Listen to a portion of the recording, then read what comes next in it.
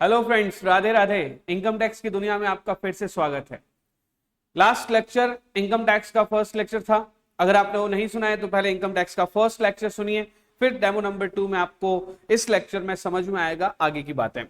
पिछले लेक्चर में हमने क्या डिस्कशन किया था? What is the meaning of income and what is the meaning of tax. First हमने डिस्कशन किया था what is the meaning of income, जिसमें मैंने आप लोगों को बताया था कि पहले कौन से पर्सन की इनकम पर टैक्स लगना चाहिए, कौन कौन सी इनकम पे टैक्स लगना चाहिए। तो हमने सीखा था कि there are 5 types of income, और आई कैन से दैट वो जो 5 इनकम है उनको हमने 5 हेड का नाम दिया था। ऐड करने के बाद में उन पांचों हेड को हमने सीखा था ग्रॉस टोटल इनकम क्या होता है, set of and carry forward के उसमें प्रोविजंस लगाए थे, और फिर मैंने अपने बच्चे की इनकम पे टैक्स लगा, बच्चे की इनकम को अपनी इनकम में ऐड कर दिया था। तो हमने सीखा था क्लबिंग, और जब बच्चे की इनकम को अपनी इनकम में ऐड किया था उसको तबला वादक बना के उसको तबला बजवा के और उस तबले से हमने 5 करोड़ रुपए कमाए थे। तो मेरी वाइफ ने वहां पर जाकर एक श्रीनाथ जी का प्रसाद बोल दिया था। तो श्रीनाथ जी के प्रसाद के नाम पे हमने 1 करोड़ रुपए का डोनेशन किया था मंदिर के अंदर, मंदिर के ट्रस्ट के अंदर। तो जितनी हमने इनकम कमाई थी उसमें से हमने डिडक्शन ले लिया, जो बच गया था उसको हमने नेट इनकम कहा था। नेट इनकम के ऊपर लगने वाला टैक्स इनकम टैक्स था। तो ये टोटल मिलाकर हमने इनकम टैक्स की बातें करी थी। आज से हम लोग पढ़ते हैं इनकम टैक्स क्यों पढ़ना है। आज का लेक्चर हमारा क्या रहेगा? Why income tax. हमें इनकम टैक्स पढ़ना ही क्यों है, इनकम टैक्स में हमें क्या क्या पढ़ना है ये हमने पढ़ लिया। क्यों पढ़ना है, पढ़ने के बाद हम अपना first chapter that is basic idea of income tax and residential status chapter को आज से हम लोग अपना पढ़ना शुरू कर देंगे। तो चलते हैं हम लोग स्क्रीन की तरफ। ये था हमारा कल का लेक्चर, जिसमें हमने देखा था कि पहला सवाल हमने देखा था कि वो कौन कौन से लोग हैं जिसे इनकम टैक्स देना होता है। तो ध्यान रहे, रेजिडेंशियल स्टेटस चैप्टर में हमें यही पढ़ना है कि वो कौन कौन से लोग होते हैं जिनको टैक्स देना पड़ता है। तो आज से मैं अपना फर्स्ट पार्ट और next part of the chapter start करता हूं, and that is what income tax is, या फिर इनकम टैक्स में क्या क्या चीजें हैं। तो देखिए ऐसी बात है, इनकम टैक्स एक वास्ट सब्जेक्ट है। इंडिया में 1961 में इनकम टैक्स आ गया था, वो इनकम के ऊपर लगना शुरू हुआ था। इस एक्ट का नाम था इनकम टैक्स एक्ट 1961। तो सबसे पहले हमें क्या पढ़ना है? सबसे पहले हमें पढ़ना है एक्ट। और एक्ट कौन सा है? इनकम टैक्स एक्ट 19, माफ कीजिएगा, इनकम टैक्स आईटी लिख दिया, इनकम टैक्स एक्ट 1961। तो साहब आप कहेंगे कि सर आप बार बार बोल रहे हैं इसका नाम टैक्स लॉ है, टैक्स लॉ है, टैक्स लॉ है, बट ये तो एक्ट लिखा है। तो मुझे आप बताओ सर कि what is the meaning of act and what is the meaning of law. तो हमारा पहला टॉपिक है एक्ट वर्सेस लॉ। तो मैं आपको कहूंगा कि मैं आपको क्या पढ़ा रहा हूं? इनकम टैक्स एक्ट 1961 नहीं, मैं कहता हूं मैं टैक्स लॉज पढ़ा रहा हूं। टैक्स लॉज का एक पार्ट है इनकम टैक्स एक्ट 1961। इसके अंदर में और क्या क्या बातें मैं आपको पढ़ाने वाला हूं? इसके अंदर में मैं आपको पढ़ाने वाला हूं income tax rules. Income tax rule जो कि कब आए थे? 1962 में। इसके बाद में मैं और क्या पढ़ाने वाला हूं? तो भाई साहब हर साल आपको पता होगा, हर साल एक बजट आता है, हर साल एक आता है बजट। उस बजट को हम अपनी लैंग्वेज में, हमारी यानी कि एक्सपर्ट लैंग्वेज में बोलते हैं फाइनेंस एक्ट। हर साल 1 फरवरी को मैडम निर्मला सीतारमण, अभी जो फाइनेंस मिनिस्टर है पिछले कई सालों से और अगले कई सालों तक रहेगी अगर मोदी सरकार रहेगी तो मैडम निर्मला सीतारमण बजट पेश करती है। उस बजट में साल भर क्या क्या हम कमाने वाले हैं, क्या क्या हमारा साल भर खर्चा होने वाला है, उन सब की बातें करती है। तो जो साल भर में हम जो कमाने वाले हैं, साल भर में हमारा खर्चा होने वाला है, उसको हम लोग फाइनेंस एक्ट के नाम से जानते हैं। और फाइनेंस एक्ट में स्पेसिफिकली जो हम लोग सबसे मेन बात करते हैं वो किसकी करते हैं? फाइनेंस एक्ट में हम सबसे मेन बात जो करते हैं वो किसकी करते हैं? स्पेशली टैक्स के अमेंडमेंट्स की करते हैं। तो जो जो टैक्स में अमेंडमेंट्स रहेंगे वो हमारे बजट का पार्ट बन जाएंगे, हमारे फाइनेंस एक्ट का पार्ट बन जाएंगे। और वो जितने भी फाइनेंस एक्ट के पार्ट बनेंगे वो हमारे इनकम टैक्स का सिलेबस बन जाएगा। तो सर आप ये कह रहे हो कि फाइनेंस एक्ट जो भी आएगा, लेटेस्ट वाला भी हमें पढ़ना है और पुराने वाले भी हमें पढ़ना है। 1961 से लेकर आज तक जितने भी बजट आए हैं सब हमारे लिए इंपॉर्टेंट है। हाँ, सब हमारे लिए इंपॉर्टेंट है क्योंकि all those are part of income tax. इसके अलावा सर हमें क्या पढ़ना है?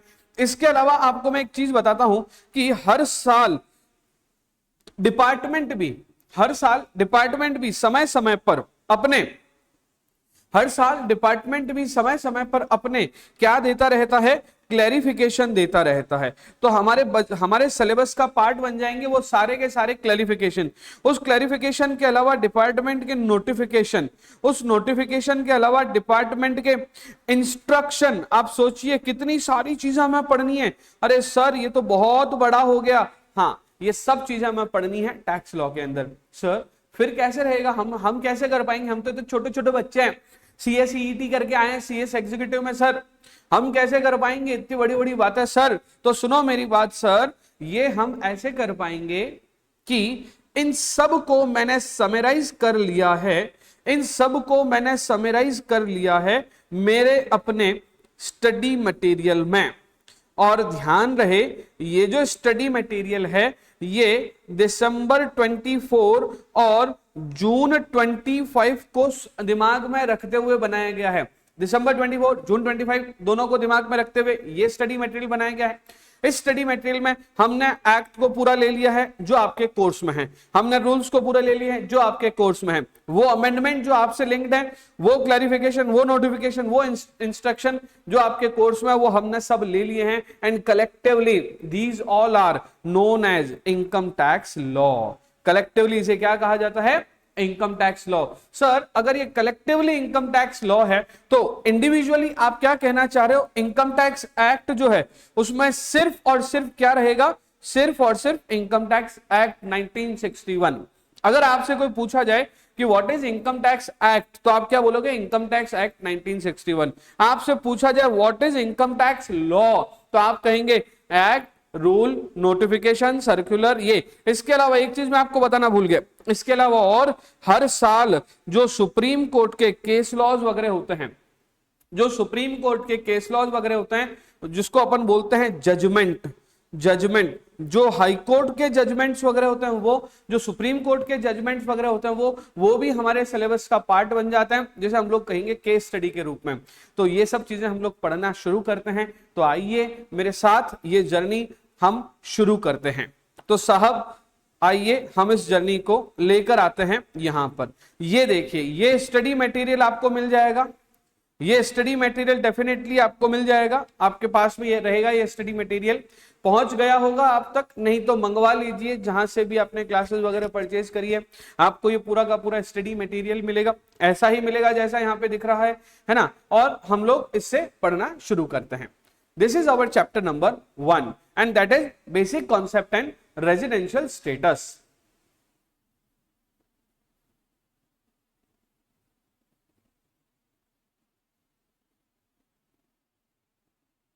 Yes, that is basic concept and residential status. अब ये क्या है समझना बात को।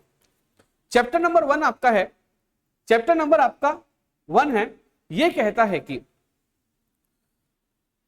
सबसे पहले हमें समझना है कि इसमें है क्या क्या। तो अभी मैंने आपको बताया हम लोग इनकम टैक्स एक्ट 1961 से अपनी बात शुरू कर रहे हैं। समझना बात को, हम लोग कहां से बात शुरू कर रहे हैं, इनकम टैक्स एक्ट 1961 में। आप देखिए यहां पे सेक्शन लिखे 2 then 4 then 6 then 5 then 9। एक बार फिर से 2 4 6 5 9। सर ये क्या है, मैं आपको एक बात बताता हूं। इनकम टैक्स में बहुत सारे अलग अलग सेक्शंस हैं। टोटल मिला के ये सेक्शन कितने हैं, सेक्शन नंबर 1 से लेकर सेक्शन नंबर 298 तक। अब आप कहोगे सर बस हमें 298 सेक्शन ही पढ़ने हैं। नहीं, ऐसा बिल्कुल नहीं है। जैसे कोई सेक्शन हम उठाते हैं 2, तो 2 के अंदर भी बहुत सारे अलग अलग सेक्शन है। जैसे मैं आपको एग्जांपल के तौर पे बताता हूं, जैसे आप यहां पे देख पा रहे होंगे ये लिखा है 2(9), ये क्या लिखा है 2(9). यहां पे देखिए, यहां पे कहीं पे आपको और दिखेगा, जैसे हम आगे बढ़ेंगे 231। सर अच्छा 2 के अंदर अलग अलग सेक्शन है, हाँ। फिर आ जाएगा 3, तो 3 के अंदर भी अलग अलग सेक्शन है, 4 के अंदर भी अलग अलग सेक्शन है। जैसे मान लीजिए मैं बात करूं 35 की, तो 35 के अंदर ए है, 35B है, 35ABB है, 35C है, 35CCC है, 35CCD है। सर इसका मतलब 35 के अंदर 10-12 सेक्शन है। तो हमें कहीं कहीं पे तो सेक्शन खुद ही अबॉलिश्ड है, कुछ कोई सेक्शन तो पूरी तरह से खत्म हो चुके हैं जिसे हम लोग बोलते हैं अबॉलिश्ड। कुछ सेक्शन ऐसे हैं जिसके अंदर ही अंदर और सेक्शन है। तो सेक्शन के अंदर जो सेक्शन है वो भी सेक्शन है, तो कुल मिला के नियर अबाउट 700-800 के आसपास आपका इनकम टैक्स के सेक्शन बन जाते हैं।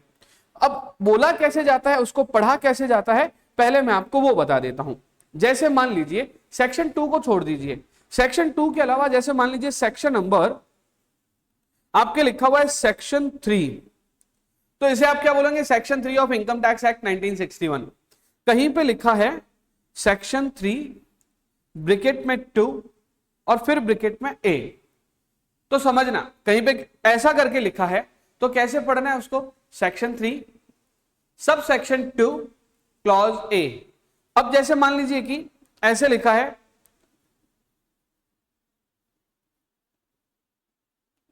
यह है सेक्शन 35A, ये क्या है, सेक्शन 35A सब सेक्शन 1, तो इसे कैसे पढ़ा जाएगा, sub section 1 of section 35A, इस तरह से आपको पढ़ा जाएगा। सर ये सब चीजें आप क्यों बता रहे हो, क्योंकि आप लॉ पढ़ने जा रहे हो तो आपको सबसे पहले लॉ होता कैसा है वो भी तो समझना पड़ेगा ना, ये इस तरह का लॉ होता है। क्लियर है, ठीक है, तो हम समझते हैं आगे।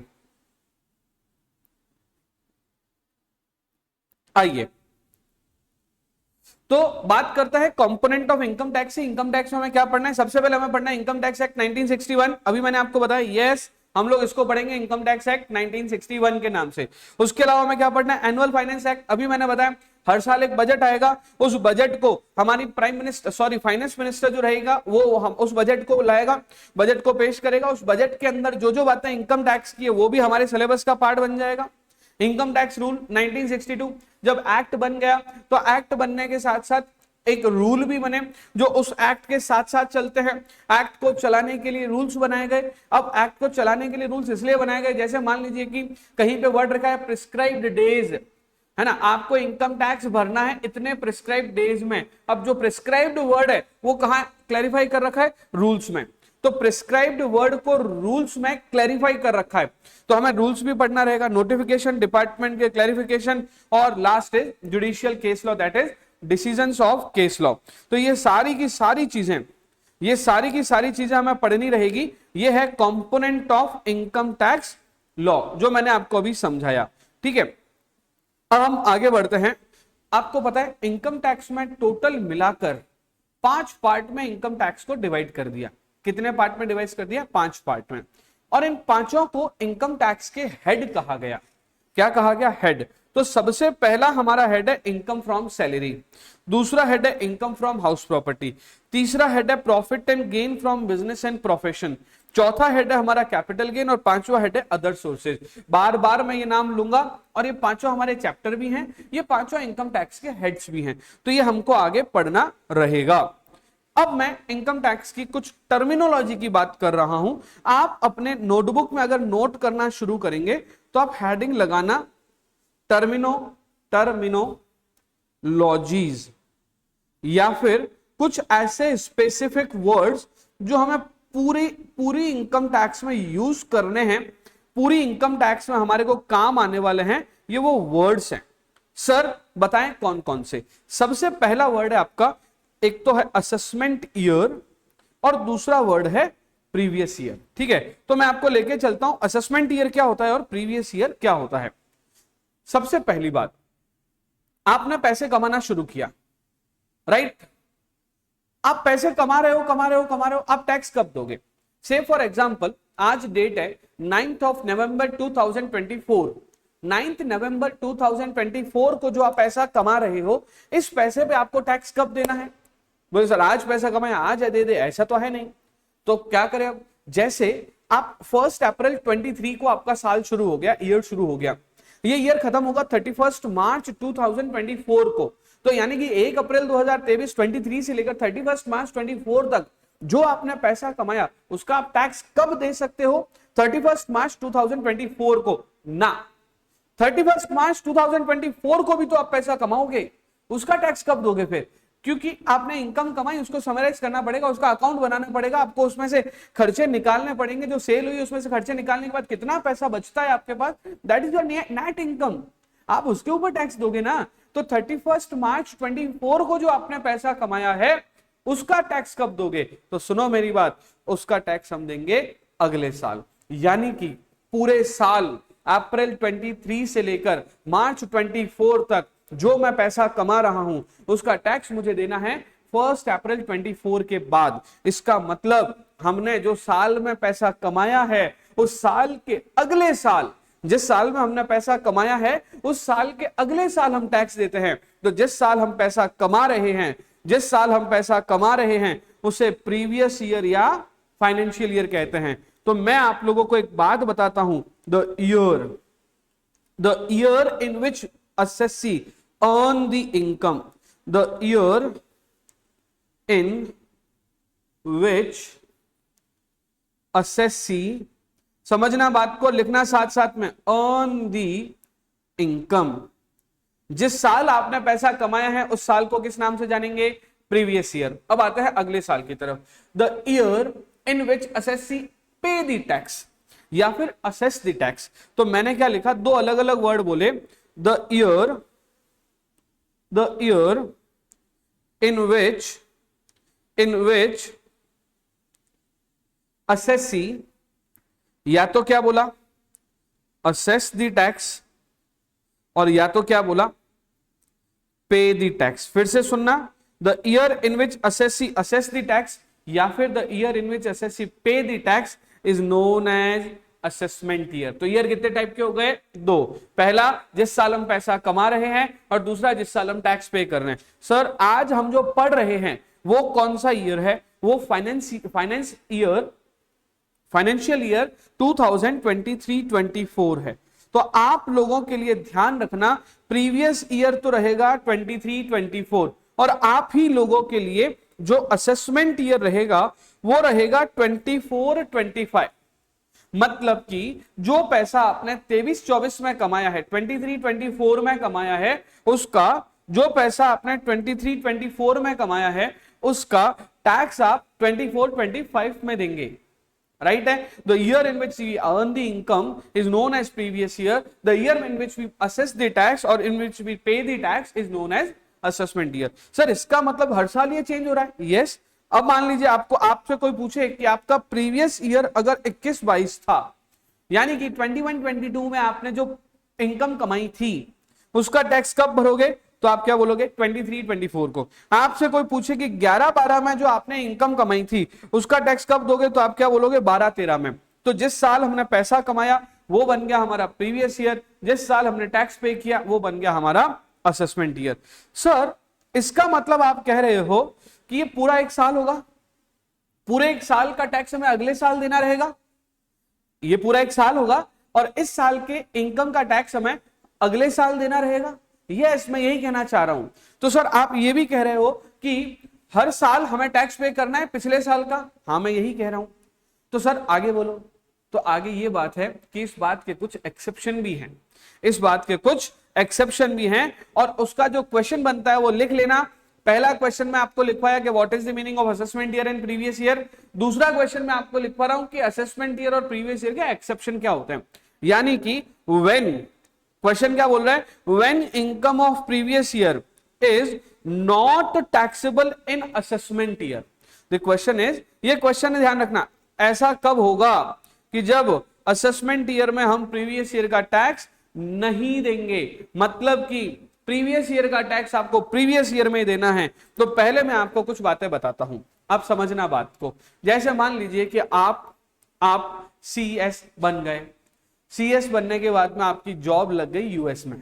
राइट? आप जब सीएस बन गए थे तो आपने साल भर इंडिया में जॉब करी और 5 अगस्त 2026 को, 5 अगस्त 2026 को आपको एक मेल आता है यूएस से कि आ जाओ यूएस, बोरी बिस्तर पैक करके और यहां पे आके हमारी कंपनी के लिए काम करो। आपने कहा ये तो अच्छी अपॉर्चुनिटी है और इतना सफिशिएंट पैसा दे रहे थे कि अब आप यूएस शिफ्ट हो रहे हो, वीजा सब आ गया रहने के लिए आपको वहां पे। आप कब जाओगे? 5 अगस्त को मेल आया है, सपोज करो आप 15 अगस्त को इंडिया छोड़ के जा रहे हो। जब आप 15 अगस्त को इंडिया छोड़ के यूएस जा रहे हो ना, और ये लॉन्ग टर्म के लिए जा रहे हो, लंबे समय के लिए जा रहे हो, तो इनकम टैक्स डिपार्टमेंट कहता है कि 5 अगस्त तक जो पैसा कमाया था ना भैया उसका टैक्स तो देकर जाओ। यानी कि आपने अप्रैल से साल शुरू किया था, अगस्त में आप जा रहे हो, अप्रैल मई जून जुलाई अगस्त में जो आपने पैसा कमाया था उसका टैक्स देके जाओ। आप कहोगे कि सर अभी तो साल खत्म ही नहीं हुआ है, हम अगले साल आके देंगे, तो वो कहेंगे, इनकम टैक्स वाले कहेंगे, ऐसा बोल के विजय माल्या, नीरव मोदी भी गए थे फॉरेन में, क्योंकि जब आप फॉरेन चले जाओगे तो आपके ऊपर इंडिया का लॉ, इंडिया का एक्ट एप्लीकेबल नहीं होगा, आपको टैक्स दे के जाना है, आपको इनकम के ऊपर टैक्स दे के जाना है। तो मैं आपको कह सकता हूं कि प्रीवियस ईयर कौन सा है, जैसा मान लीजिए इसी साल आप जा रहे हो 23-24 का टैक्स आपको 23-24 में ही देना पड़ रहा है। इसका मतलब आपका क्वेश्चन था कौन सा, कब ऐसा होता है कि प्रीवियस ईयर का टैक्स आपको प्रीवियस ईयर में देना है। तो सबसे पहला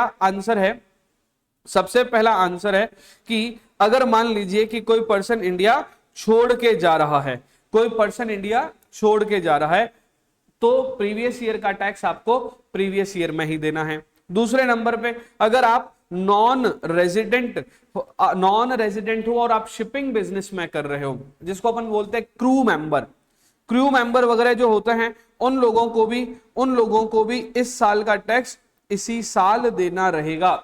क्रू मेंबर वगैरह जो होते हैं उन लोगों को भी इसी साल का टैक्स इसी साल देना रहेगा।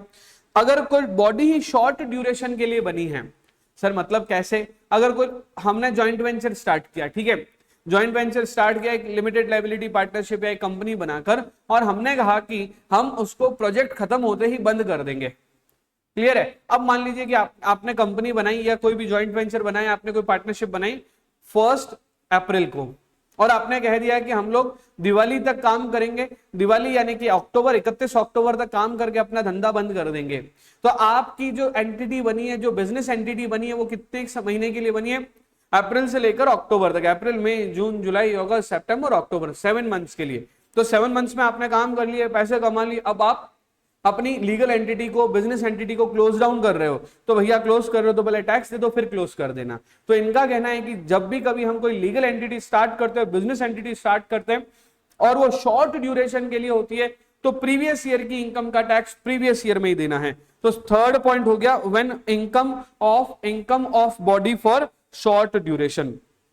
नेक्स्ट पॉइंट है कि कई बार क्या होता है, हम टैक्स चोरी करने के लिए अपनी इनकम को किसी और को एलिनेट करने की कोशिश करते हैं, उसको ट्रांसफर करने की कोशिश करते हैं। जैसे मान लीजिए कि मैं बहुत सारे पैसे कमा रहा हूं और मुझे लग रहा है कि यार गवर्नमेंट को कहीं ऐसा तो नहीं लग रहा है कि दीपक के पास बहुत सारे पैसे हैं और दीपक सर की इनकम पे टैक्स लगा दो, बहुत सारा टैक्स लगा दो, अरे यार ये तो गड़बड़ हो गई। अगर कभी गवर्नमेंट ऐसा करेगी कि मेरी इनकम पे टैक्स लगा लेगी, तो मैं उसको बचाने के लिए क्या करूंगा, अपनी इनकम को ट्रांसफर करूंगा लोगों को। तो अगर मैं अपनी इनकम को लोगों को ट्रांसफर कर रहा हूं सिर्फ इस उद्देश्य से कि मेरे ऊपर ज्यादा टैक्स ना लग जाए, तो ऐसे लोगों को गवर्नमेंट पकड़ के उसी साल उसी इनकम पे टैक्स लगा लेती है। तो इसको कहा गया है कि अगर मान लीजिए कि कोई पर्सन अपनी एसेट को अपनी इनकम को किसी और को एलिनेट करने की कोशिश कर रहा है, ऐसे पर्सन पे प्रीवियस ईयर की इनकम पे टैक्स प्रीवियस ईयर में ही लग जाएगा। उसके बाद डिसकंटिन्यू बिजनेस, मान लीजिए कि इस साल मैंने सोच लिया है कि अब मैं बिजनेस को डिसकंटिन्यू कर रहा हूं, अब मैं बिजनेस को नहीं चलाऊंगा, 10 सालों से बिजनेस चल रहा था, अब मैं नहीं चलाऊंगा। मैंने अगर इस साल बिजनेस को डिसकंटिन्यू कर दिया है, तो अगेन मैं अपनी इनकम का टैक्स इसी साल ही पे कर दूंगा। तो कहने का मतलब है कि मैंने पहले टॉपिक पढ़ा है what is the meaning of previous year and assessment year, question number 1। मैंने क्वेश्चन नंबर 2 पढ़ाया what are the exception of assessment year and previous year. Usually previous assessment year में ही प्रीवियस ईयर की income पे tax pay किया जाता है, but इस बात के कुछ एक्सेप्शंस हैं और ये सारे उस बात के एक्सेप्शंस हैं, ठीक है। तो ये हो गया हमारा टॉपिक नंबर 2। इसके कुछ एग्जांपल्स भी हैं, तो जल्दी जल्दी से आप एग्जांपल्स को रीड आउट कर लीजिए, ये वाला भी और ये वाला भी। एग्जाम्पल क्या है बोल के सुना देता हूं मैं आपको।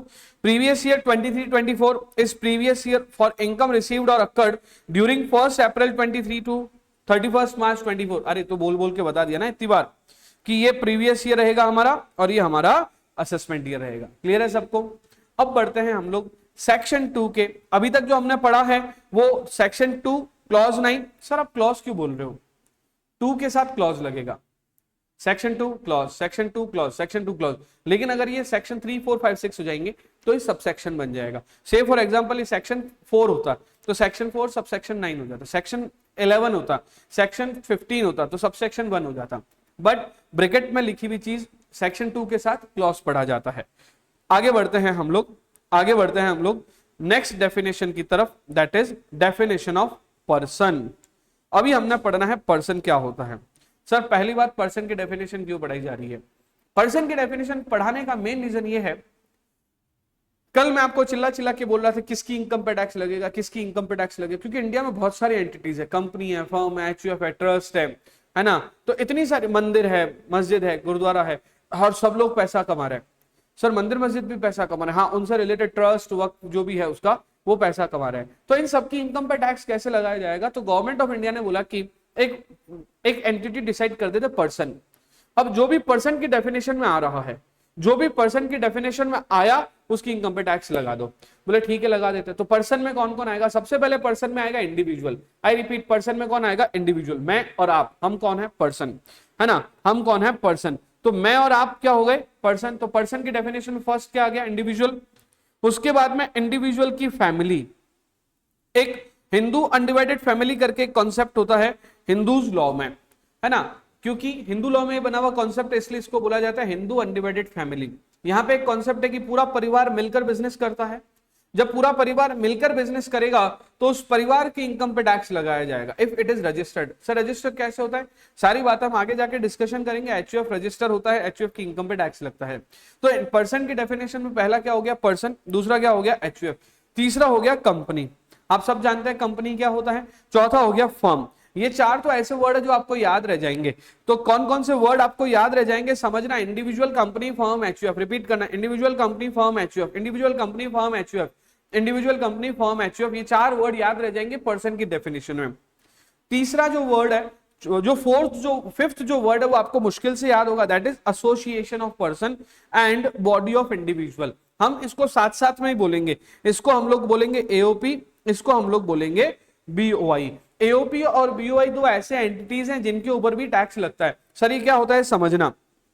मान लीजिए कि कोई एरिया है, जैसे दिल्ली का जौहरी बाजार, तो जौहरी बाजार के सारे बिजनेसमैन मिलकर एक ऑर्गेनाइजेशन बनाते हैं जो कि जौहरी बाजार के बिजनेसमैन के डेवलपमेंट के लिए होता है। जौहरी बाजार व्यापार संगठन क्या होता है? जौहरी बाजार व्यापार संगठन। तो जौहरी बाजार व्यापार संगठन जो बना हुआ है, जो ऑर्गेनाइजेशन बना हुआ है, दैट इज बिजनेस पर्सन का एक ऑर्गेनाइजेशन, तो उसको कहा जाएगा एसोसिएशन ऑफ पर्सन। ठीक इसी तरह से मान लीजिए कि आप सब स्टूडेंट्स मिलकर एक ट्रस्ट बना देते हो, दीपक सर स्टूडेंट यूनियन, आपने बना दिया दीपक सर स्टूडेंट यूनियन। अब आपका काम क्या है? देश दुनिया में टैक्स को लेकर जो है वो सेमिनार्स वगैरह करना, अवेयरनेस फैलाना। तो आपने क्या बनाया? Deepak sir tax union. This is also a body of individual, this is also a body of individual. तो एओपी और बीओआई दो अलग अलग वर्ड्स हैं। फिर से रिपीट कर रहा हूं, एओपी एंड बीओआई दो अलग अलग वर्ड्स हैं जो हम लोग साथ में यूज करेंगे। अगर कोई इंडिविजुअल मिलकर अगर ऑर्गेनाइजेशन बना रहे हैं तो उसको बीओआई बोलेंगे, लेकिन अगर कोई इंडिविजुअल फर्म कंपनी वगैरह मिलकर ऑर्गेनाइजेशन बना रहे हैं तो उसको एओपी बोलेंगे। मैंने जब व्यापार संगठन नाम लिया तो मैंने एओपी बोला था, क्योंकि दिल्ली का जो जौहरी बाजार है उसमें सिर्फ इंडिविजुअल प्रोप्राइटरशिप ही नहीं है, उसमें पार्टनरशिप फॉर्म भी होगी, उसमें कोई एलएलपी भी होगी, उसमें कोई कंपनी भी रजिस्टर होगी, कुछ एचयूएफ के नाम पे भी बिजनेस कर रहे होंगे। ये सब मिलकर जो बनाते हैं उसको एओपी कहा जाता है, अगर कोई व्यापार संगठन बना है तो। ठीक है, इसके बाद में मैंने कहा कि फोर्थ वर्ड है, फिफ्थ वर्ड है sorry, AOP BOI. Sixth word है local authority. Sir local authority क्या होता है? लोकल अथॉरिटी में आता है जैसे आपके यहाँ का नगर निगम आ गया, that is called municipal corporation. Municipal corporation. अगर कोई फौज का जो एरिया वगैरह होता है जिसको बोला जाता है कैंटोनमेंट बोर्ड, फौज का जो एरिया वगैरह होता है उसको क्या बोला जाता है? Cantonment board. इनको किसमें लिया गया है? BOARD। इसको किसमें लिया गया है? लोकल अथॉरिटी में। And the last one is artificial judicial person. अगर ऊपर जो वर्ड्स हो उनमें कोई नहीं आया है तो उसको क्या बोला? AJP। सर आपने कहा कि चार चीजें याद रह जाएगी, कौन कौन सी याद रह जाएगी? Individual, HUF, company, firm. Sir तीन चीजें नहीं याद रहेगी, कौन सी? नीचे से बोल रहा हूं, AJP, local authority, AOP BOI. AOP BOI साथ में बोलना है, ठीक है? तो सुनो एक बार, पर्सन की डेफिनेशन में कितने लोगों के साथ? कौन कौन से? Individual, HUF, company, firm. Individual, HUF, company, firm याद रहने वाले। नहीं याद रहने वाले तीन कौन कौन से? रिपीट करो तीन कौन कौन से? तो AOP BOI, local authority and artificial judicial person. Sir थोड़ा सा एलोबरेट कर दूं कौन किस में आता है। दिल्ली यूनिवर्सिटी ऊपर में 6 में से किसी में नहीं आ रही, ना इंडिविजुअल है, ना कंपनी है, ना फॉर्म है, ना एओपी बीओआई है, ना लोकल अथॉरिटी। तो सर किस में आएगा, ये आएगा एजेपी में। सर डीसीएन लिमिटेड कंपनी है, एबीसी लिमिटेड कंपनी है, रिलायंस लिमिटेड कंपनी है, ठीक है। सर दिल्ली म्युनिसिपल कॉर्पोरेशन, मैंने कहा म्युनिसिपल बोर्ड, नगर पालिका, नगर निगम, नगर परिषद, ये आपके शहर में होगी, है ना। यूआईटी होगी जो अर्बन एरिया का जो डेवलपमेंट ट्रस्ट वगैरह होती है वो। तो इन्होंने कहा म्युनिसिपल कॉर्पोरेशन किसमें आएगा, लोकल अथॉरिटी में। आगे लिखा ABC group housing cooperative society, again AOP, group of person ने मिलकर एक सोसाइटी बना दी, this is called association of person, ठीक है। आगे बढ़ते हैं, XYZ and company of XYZ and company, नाम लिखा XYZ एंड कंपनी, ध्यान रखना कंपनी के पीछे हमेशा पीवीटी एलटीडी और लिमिटेड लिखा होगा, कंपनी के पीछे क्या लिखा होगा, प्राइवेट लिमिटेड या फिर लिमिटेड। तो ये क्या होगा, एक फॉर्म हो गई, क्लियर। ये है किसकी डेफिनेशन, पर्सन की डेफिनेशन। कहां पढ़ा हमने, सेक्शन 2 क्लॉज 31 में। कौन कौन लोग थे, 4 और 3। 4 कौन से, इंडिविजुअल, एचयूएफ, कंपनी, फर्म। 3 कौन से, एओपी बीओआई, एजेपी और लोकल अथॉरिटी। अब बढ़ते हैं हम लोग नेक्स्ट डेफिनेशन की तरफ, जिसे हमने कहा है एसएससी। सर एसएससी कौन, भैया जो टैक्स पे कर रहा है वो एसएससी, जिसको अभी टैक्स पे करना है, जिसकी हम बात कर रहे हैं। मैं आपकी इनकम की बात कर रहा हूं, आप एसएससी, आप मेरी इनकम की बात कर रहे हो, इनकम टैक्स रिटर्न भर रहे हो, मैं एसएससी। तो सर इसके अलावा एसएससी कौन, ऐसा कोई भी पर्सन जो टैक्स पे करने के लायबल है और टैक्स पे कर रहा है, दैट इज कॉल्ड एसएससी। उसके अलावा मान लीजिए कि अगर किसी डिपार्टमेंट ने इनकम टैक्स डिपार्टमेंट ने आपको एक नोटिस दे दिया है कि भैया आपका टैक्स बनता है, आओ वो टैक्स भरो, हमें लगता है कि आपका टैक्स बनता है बट आपने भरा नहीं है, आप भी एसएससी हो गए। तो एसएससी कौन, या तो जो खुद से टैक्स पे कर रहा है, एक वो जिससे गवर्नमेंट टैक्स मांग रही है, that is called SSC, that is called SSC. तो एसएससी की डेफिनेशन पढ़ने के बाद अगली डेफिनेशन आती है हमारे देश की, that is India. Sir India की डेफिनेशन क्यों पढ़ा रहे हो आप, इंडिया तो हमें ही पता है क्या है, आपको तो पता है वो जो इंडिया का मैप है, और मैं मानता हूं कि इंडिया उससे बड़ा है। सर कैसे, मेरी ड्राइंग बहुत अच्छी नहीं है लेकिन मैं फिर भी बता देता हूं कि इंडिया का नीचे वाला हिस्सा है, राइट है, नीचे वाले हिस्से के इधर वाली साइड पानी है, देखो इधर ये पानी है, ठीक है। तो क्या मैं कह सकता हूं कि इंडिया में ये जो इंडिया की टेरिटरी है, ये वाली इंडिया की टेरिटरी, इसके इधर भी तो इंडिया है कि नहीं है। तो इन्होंने इंडिया की डेफिनेशन बोल दी है, हम ज्यादा अंदर नहीं जा रहे हैं उसके, क्योंकि इंडिया की डेफिनेशन कॉन्स्टिट्यूशन ने दी है और इनकम टैक्स एक्ट ने भी दी है। इनकम टैक्स एक्ट कहता है कि जो कॉन्स्टिट्यूशन के आर्टिकल 1 के तहत जो इंडिया की डेफिनेशन है वो तो है ही है, that is territory of India. इसके अलावा इसके आसपास जो पानी है, that is called territorial water, ये भी इंडिया है। इसका जो सी बेड है, सब ऑयल है, और जो इस वाटर के नीचे सी बेड है, इसका जो सब ऑयल है, ये भी क्या हो गया, इंडिया। इसके अलावा इसका जो कॉन्टिनेंटल शेल्फ है, इसका एक्सक्लूसिव इकोनॉमिक जोन है, वो भी क्या हो गया, इंडिया। इसके अलावा स्पेसिफाइड मैरीटाइम जोन, जो समुद्र के आसपास का जोन होता है, वो भी इंडिया है। और सुनो, अगर मैं इधर बैठा हूं तो मैं इंडिया में हूं, मैं अगर ऊपर हवा में उड़ रहा हूं, कूद रहा हूं और हवा में हूं, तो भी मैं क्या हूं, इंडिया हूं। सर इसका मतलब आप कह रहे हो कि इंडिया जो है वो सरफेस भी है, इंडिया जो है वो हवा भी है। तो ये क्या हो गया, हमारी किसकी डेफिनेशन, इंडिया की डेफिनेशन। यकीन मानिए अभी तक जो मैंने टॉपिक्स पढ़ाए हैं ना, उसमें मैंने असेसमेंट ईयर और प्रीवियस ईयर पढ़ाया है, उसके बाद मैंने उसके एक्सेप्शन पढ़ाए हैं, तो 2 क्वेश्चन हो गए। उसके बाद अब एक्सेप्शन पढ़ाने के बाद मैंने आप लोगों को पढ़ाया है पर्सन की डेफिनेशन, तो 3 क्वेश्चन हो गए। फिर मैंने आपको पढ़ाई है इंडिया की डेफिनेशन, तो ये 4 क्वेश्चन हो गए। और सुनो, इन चारों में से एक क्वेश्चन आने की एग्जाम में पूरी संभावना है, क्योंकि अगर कोई बेसिक मैथ से अगर 2, 3, 4 नंबर का सवाल अगर देगा तो इन चारों में से एक क्वेश्चन दे सकता है, राइट। अब बढ़ते हैं हम लोग अपने अगली बात की तरफ नेक्स्ट वीडियो में।